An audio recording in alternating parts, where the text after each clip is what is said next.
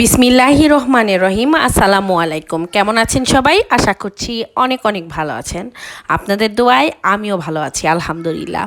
তো আজকে আমি রান্না করছি পায়া বা নিহারি, যেটা খুবই ঝটপট এবং কি ঘরোয়া উপকরণ দিয়েই এত সহজে রান্না করে যায় বলে বোঝানো যাবে না। এর আগেও কিন্তু একটা রিলস আমি আপলোড করেছি 10 মিনিটে কিভাবে গরুর পায়া পরিষ্কার করতে হয়।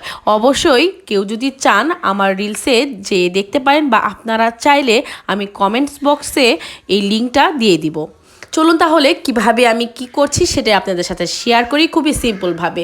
আমি কিন্তু ওই যে পায়াগুলো খুব ভালোভাবে গরম পানি দিয়ে 5-7 বার ধুয়ে নিয়েছি পরিষ্কার করার পরেও। তারপরে আমি দিয়ে দিচ্ছি কাঁচামরিচ, পেঁয়াজ, আদা বাটা, রসুন বাটা, হলুদ গুঁড়া, মরিচ গুঁড়া, গোলমরিচ, এলাচি, দারচিনি সব কিছুই কিন্তু দিয়ে দিচ্ছি।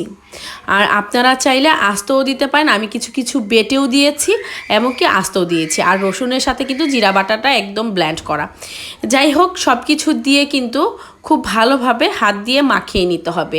আর হ্যাঁ, এখানে কিন্তু স্কিপ করা যাবে না সরিষার তেল। সরিষার তেল নিহারির স্বাদটা কিন্তু অনেক গুণ বাড়িয়ে দেয়।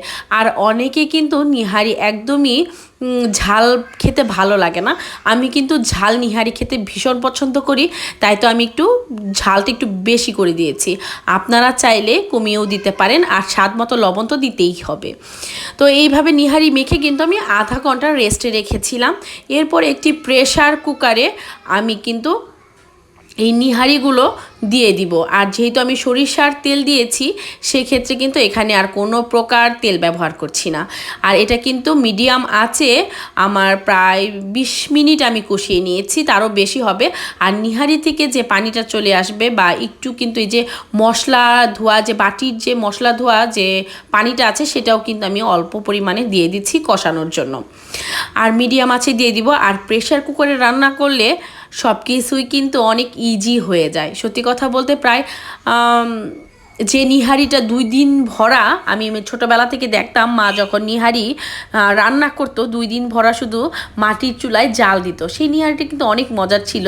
কিন্তু প্রেসার কুকারে আমাদের সময় স্বল্পতা, যান্ত্রিক জীবনের কারণে কিন্তু সেইভাবে আর রান্না করা হয় না।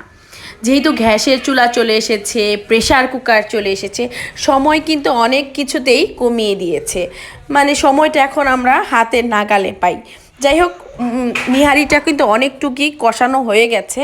আমি কিছুক্ষণ পরপরই নাড়াচাড়া করে নিচ্ছিলাম।